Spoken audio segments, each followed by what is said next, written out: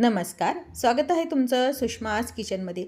आज आपण लिंबाचं क्रश लोणचं तयार करणार आहोत। हे लोणचं आपण न वाफवता, लिंबू अजिबात न शिजवता तयार करणार आहोत। तरी पण हे अगदी वर्ष ते 2 वर्ष पण छान राहतं। या पद्धतीने केलेलं लोणचं तुम्ही उपवासाला पण खाऊ शकता, तसेच मुलांना ब्रेडला लावून पण देऊ शकता।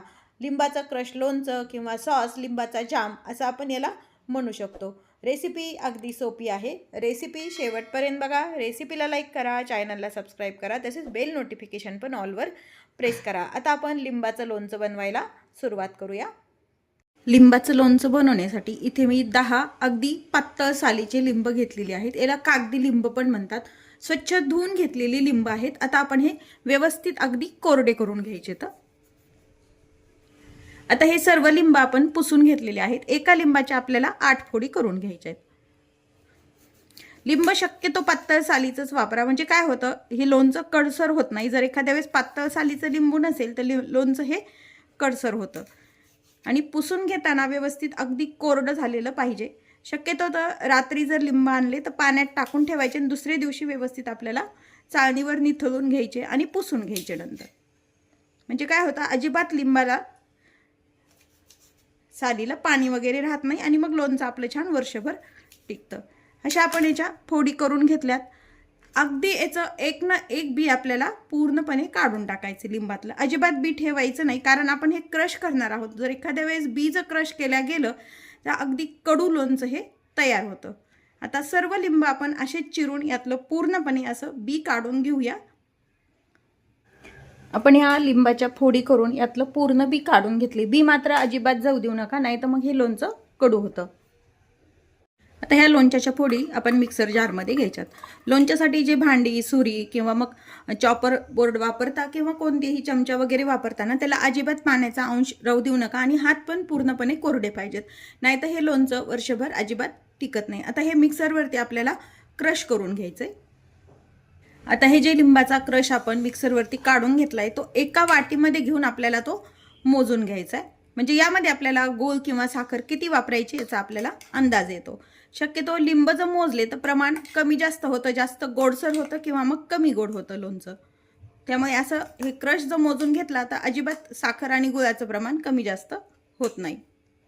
आता हा जो लिंबाचा क्रश आहे या वाटीनं 1 वाटी भरलाय। याच वाटीनं आपल्याला गूळ वापरा किंवा मग साखर वापरा तुम्ही। याच वाटीनं मी 1 वाटीपेक्षा थोडीशी कमी साखर वापरते। तुम्हाला जर यामध्ये बराबरीत साखर चालत असेल तर तशी वापरली तरी चालते, पण कमी गोड वापरायची असेल तर कमी वापरली तरी चालते। हा क्रश मी पुन्हा यामध्ये टाकून घेतलाय, कारण आता आपल्याला या वाटीनं साखर मोजून घ्यायची। आता अगदी भरून आपला हा लिंबाचा क्रश होता, त्यापेक्षा मी थोडीशी कमी साखर घेतली आहे। साखर व्यवस्थित पाहून घ्या, नाही तर साखरामध्ये पण एखाद्या वेळेस अन्नधान्य पडलेलं असतं दुकानामध्ये, त्यामुळे साखर पण व्यवस्थित बघूनच यामध्ये टाकून घ्यायची। आता हे पुन्हा आपल्याला मिक्सरवरती आता छान बारीक काढून घ्यायचंय। आता हे आपण व्यवस्थित असं बारीक काढून घेतले। फार बारीकही नाही आणि फार मोठं नाही, असं इतपत आपल्याला हे क्रश काढून घ्यायचं आहे। आता एका बाउलमध्ये हे काढून घेऊया। आता यामध्ये आपल्याला तिखट टाकायचे। काश्मीरी लाल मिरचीचं तिखट वापरा, म्हणजे कलर छान येतो। तिखटाचं प्रमाण तुम्ही तुमच्या आवडीनं कमी जास्त वापरू शकता। इथे मी या चमच्यानी 1.5 चमचा तिखट टाकले आणि गरजेनुसार उपवासाचं मीठ टाकायचे। आपण हे तुम्ही जे उपवासाला मीठ खाता ना ते तुम्ही वापरू शकता। हे लोणचं जर तुम्ही उपवासाला करणार नसताल तर यामध्ये एखादा लोणच्याचा वेकतचा मसाला किंवा मोहरीची डाळ वापरली तरी चालते। आता हे तिखट टाकून आणि मीठ टाकून व्यवस्थित छान मिक्स करून घ्यायचंय। खूप जण याला नंतर शिजवतात, पण असं कच्चं जर खाल्लं तर तुमच्या शरीराला फायदेशीर होतं, कारण लिंबाची साल ही अशी कच्चीच पोटात जावी। त्यामुळे या पद्धतीने जर तुम्ही हे लोणचं केलं तर तुम्हाला लिंबाचे बेनिफिट पूर्ण भेटतात, कारण लिंबाचं सत्व हे सालीमध्ये बऱ्यापैकी असतं आणि आपण जेव्हा फोडीचं लोणचं बनवतो तेव्हा साल खाल्ल्या जात नाही। यामध्ये तुम्ही केपरेचा 1-2 चमचे मसाला पण वापरू शकता, पण तसं जर वापरलं तर तुम्ही हे उपवासाला लोणचं चालत नाही। त्यामुळे मी हे उपवासासाठी बनवतीये, म्हणून मी तिखट आणि मीठच फक्त वापरलेलं आहे। हे व्यवस्थित छान मिक्स करून घेतलंय आपण।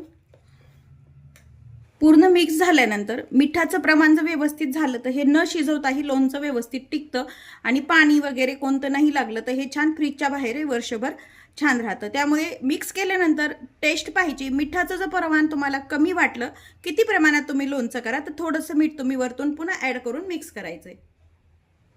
उपवासाला जर तुम्ही जिरा पावडर खात असाल तर तुम्ही जिरे पावडर यामध्ये ॲड करू शकता.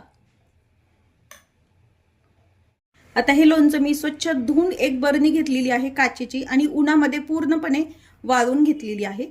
आता हे आपण उपवासाचं बनवतो, यामध्ये याला हिंगाची वगैरे धुरी देता येत नाही. जर तुम्ही नॉर्मल लोणचं जर एरवी खायला बनवत असाल तर याला हिंग असा गरम करायचा आणि त्याची धुरी द्यायची, म्हणजे अजून ही बरणी निर्जंतुक होते. आता ही बरणीमध्ये आपलं हे लोणचं भरून ठेवायचंय. काही काळजी घेतली तर कोणतंही लोणचं बनवा, अजिबात खराब होत नाही. वर्षभर पण वर्षापेक्षाही जास्त टिकलं जातं. फक्त पाण्याचा अंश कोणत्याच लोणच्याला लागला नाही पाहिजे, जे भांडे वगैरे तुम्ही वापरतात त्यामध्ये. उपवासाचं आपलं हे क्रश लोणचं छान तयार आहे.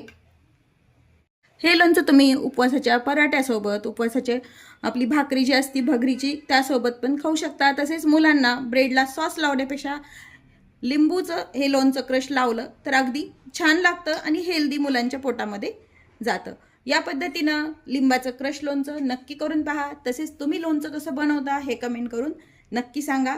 तुम्ही जर माझ्या चॅनलवर नवीन असाल तर चॅनलला सबस्क्राईब करा, व्हिडिओला लाईक करा आणि रेसिपी शेअर करायला विसरू नका. अशाच नवीन रेसिपीसोबत पुन्हा भेटूया. तोपर्यंत बाय बाय. व्हिडिओ पाहिल्याबद्दल धन्यवाद.